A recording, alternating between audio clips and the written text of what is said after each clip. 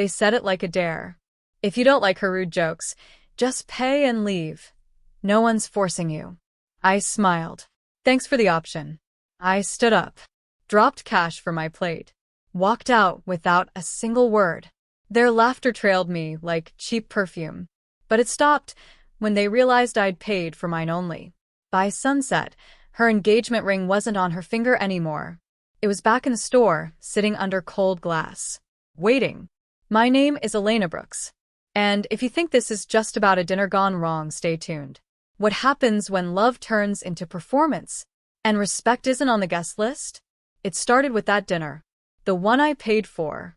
The one that wasn't really mine, not emotionally. Her, my brother's fiancée. She loved mocking me. Career girl, she'd say. Too single to understand real life. Everyone laughed. Even my mother, who once told me I was too sensitive when I cried over Dad's silence. That night, I let them laugh. I let the jokes land, pretending they didn't cut. But inside, I was making notes. Because the engagement party wasn't just at any venue. It was at a place I owned a share of. The boutique restaurant they were so proud to be invited to. They thought they were mocking me on my turf. They had no idea I could pull the entire table out from under them. And the ring? That was easy. A few calls. One email. Proof of purchase, mine. Because guess who fronted the down payment on the diamond they bragged about? I watched the sun dip through my apartment window that evening. The receipt sat in my inbox. The refund pending. Their text started coming in. Elena, what did you do? Where's the ring? We need to talk. I didn't reply. Not yet. Because sometimes silence isn't weakness. It's the drumbeat before the storm. The first call came from my brother. Not a voicemail. A FaceTime, which he never used unless he was panicking. I let it ring. Then came the text. Please, just talk to me. She's freaking out. They were taking pictures, and then she noticed the ring was gone. You didn't have to go this far. But didn't I? Because here's what he never admitted. I paid for that ring. When he couldn't afford what she wanted, he came to me like always. I'll pay you back next quarter. Just help me out this once. I wired the money quietly. He got the proposal he wanted. She got the sparkle. And I got silence. No thank you. No credit. Just a seat at the far end of the table while she cracked jokes about how some people don't understand commitment. The night I walked out, I passed the jeweler's storefront on the way home. Impulse? No. That decision had been simmering since the second she called me, the family's background character. The return was simple. My name, my ID, my receipt. The refund went to a new account, one he didn't know existed. And now? She was posting cryptic Instagram stories. A photo of an empty ring box. A close-up of smeared mascara. A quote. Some people smile while ruining your life. I laughed. They thought I ruined a proposal. But really, I just reclaimed a debt. By noon, my mother called. Said I was being spiteful. I asked her calmly, do you think I should have stayed and paid for everyone again? Her voice shook. Well, that's not the point. But it is, Mom. The point is, I was only valuable when I was quiet and generous. And now that I'm neither, I'm the villain. She didn't answer. Just hung up. That afternoon, I went for a walk. Quiet. No music. Just the city breathing around me. And somewhere between 9th and Madison, I realized I didn't regret a single thing. Because when they gave me the option to just pay and leave, they forgot the second half of that offer. Leave and take everything you ever gave. By the next morning, they had shifted from rage to damage control. My brother texted, can we just talk? We can work this out. And her? She posted a new story, a close-up of her bare hand with a caption. Some women lose rings. Others lose self-respect. Followed by a playlist called Betrayal Broken Heart. It would have been funny if it weren't so painfully performative. But I stayed silent. No clarifications. No apologies. Just watched the show unfold from a front row seat I never asked for. Later that day, the restaurant manager called me, the one who runs the venue where their engagement dinner was held. Hi, Elena, he said carefully. We just got a panicked call from your mother. She said there might be some mistake in the booking. I leaned back in my chair. No mistake, I said. The event went exactly as planned. Pause. He cleared his throat. She implied there might be photos of the dinner that didn't come out right? Something about lighting or ambience. I smiled. I knew what she meant. They were trying to rewrite the narrative. Because the reality. Her red eyes from screaming. The way the waiter accidentally served the wrong wine after I updated the bottle list last minute. And the fact that I removed my tab an hour before I left. All made for bad optics. And the photos? Let's just say the venue's photographer knew exactly where to focus. Her fingers. No ring. A story with no sparkle. That evening, I finally replied to one message. My brothers. All I wrote was, the ring was collateral. You defaulted. He replied with a string of angry dots. Then, you're blowing this out of proportion. I put my phone down. Because the thing is, when they're used to you always being the one who smooths things over, the moment you let it burn, they call you the arsonist. But I wasn't burning anything. I was just turning off the gas I'd been supplying for years. The family group chat turned into a battlefield overnight. Aunt Nadine. Elena, whatever this is, you need to fix it. It's her engagement, not a prank. Cousin Tara. Y'all dragged Elena for years, and now you're shocked she's done? Then came the voice note from my mom. Tight voice. Measured tone. That we raised you better. Guilt weapon she kept holstered until moments like this. You've made your point. Don't ruin your brother's life over a ring. I hit play twice. Just to hear how calmly she still tried to control me. Your brother's life. Funny. No one ever worried when I was the one swallowing discomfort with every dry chicken breast and fake toast. No one panicked when the jokes flew and the laughter landed squarely on my chest. She could insult my clothes, mock my single status, undercut my career like it was a side quest, and everyone else just giggled. Even when I excused myself to the bathroom that night, not because I had to go, but because I was choking on invisible dust. Not one person checked. But now I was ruining lives? I left my apartment and walked into the jewelry store again. The man behind the counter looked up, already recognizing me. Back again, he asked. I nodded. I want to pick something else. He tilted his head. A ring. No, I said. A chain. Small. Quiet. He brought out a few. I chose a gold one, simple, light. The kind of piece that says, I buy this for myself. Not for approval. I handed him the refund card from the engagement ring.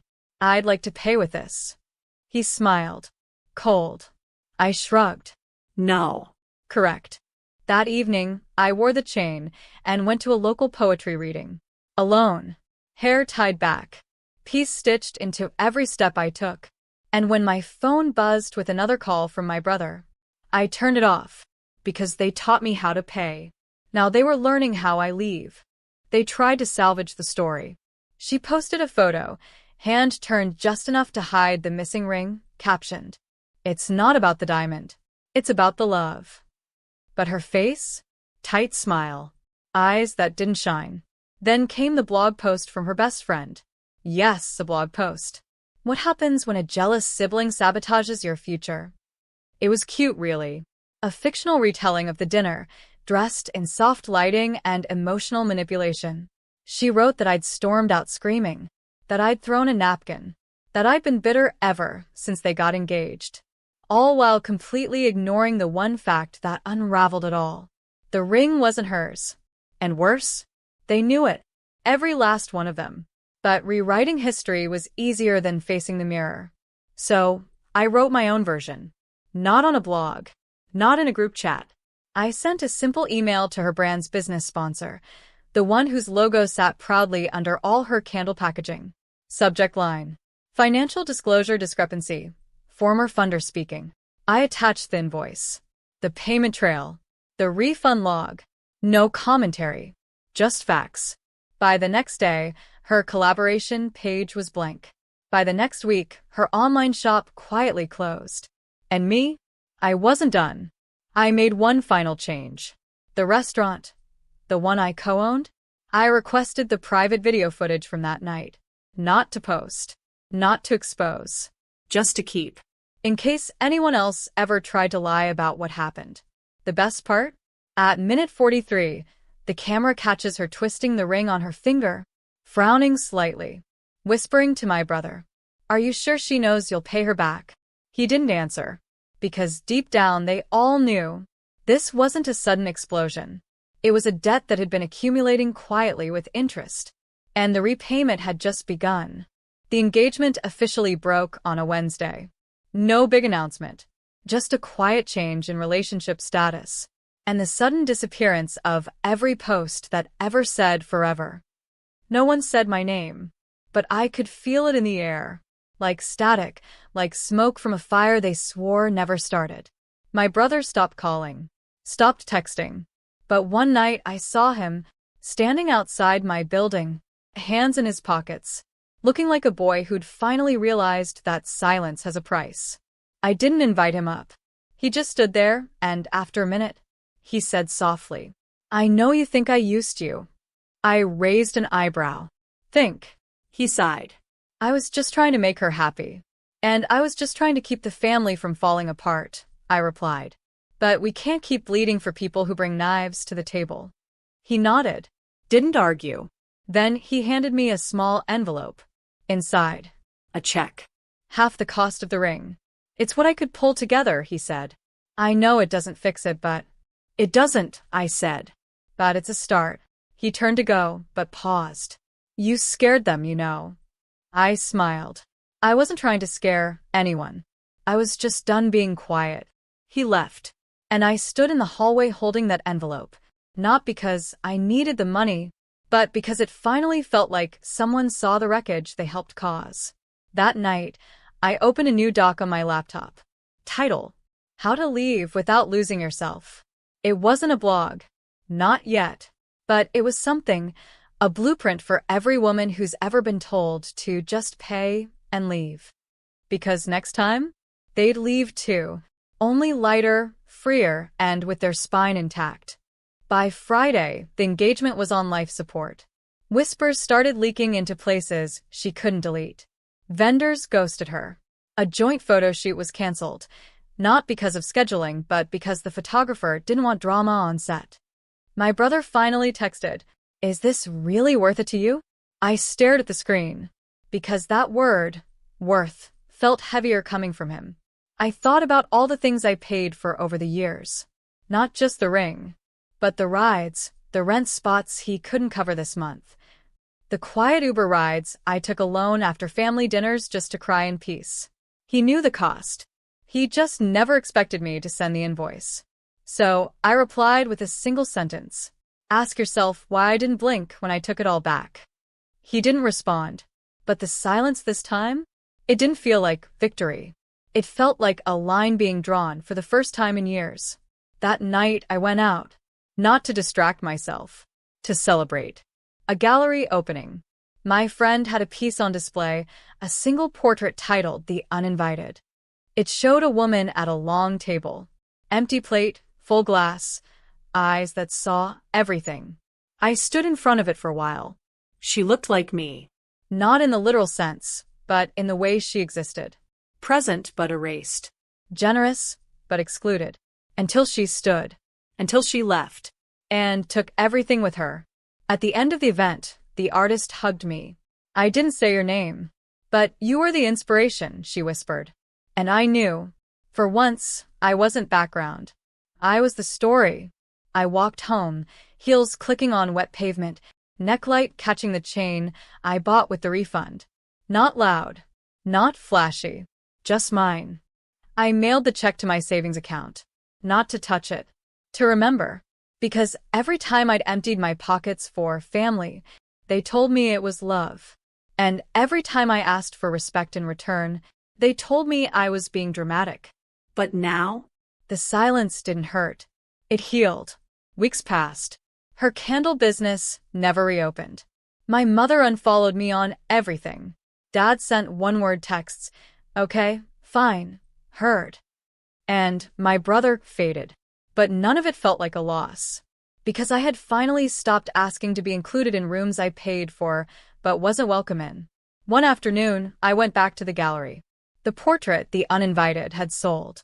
To someone in London, apparently. The artist smiled at me. She saw herself in it, she said. I nodded. So did I. She paused. You were always in the frame. They just cropped you out. That night, I lit one of my own candles. Not branded. No influencer packaging. Just soft wax and a flame that danced like it knew what I'd survived. And when the light flickered against the gold of my quiet chain, I smiled. Not because I won. Not because they lost. But because I stopped buying seats at tables where my name was never spoken with care. Sometimes the best kind of revenge is peace that no one can borrow.